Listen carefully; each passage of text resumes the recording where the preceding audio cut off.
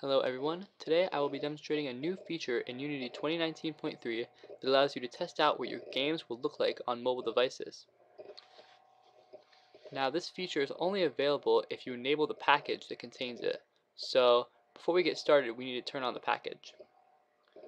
Most of you can find the package manager by going into Window and then Package Manager.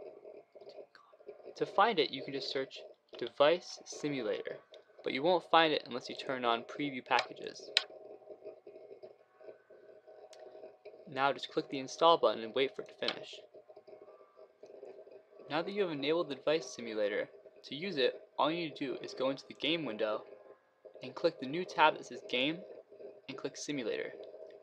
I have created this small Hello World application to help demonstrate this new feature.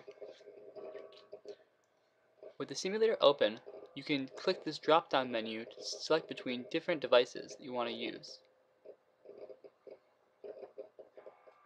I will be testing this game on a Samsung Galaxy S10e, for example. Now, you can manually change the resolution if you feel like it, but it will automatically set it to what the device is. You can enable or disable full screen auto rotation, as well as the allowed orientations the device can be in. This will stop it from rotating in certain directions that you don't want it to be in. Now, with my workspace, I can't see all the options up here, so I'm going to click this little arrow and make it full screen. If the device gets too big or too small, you can click this Fit to Screen button, and then click the rotating buttons to see what it looks like in different rotations.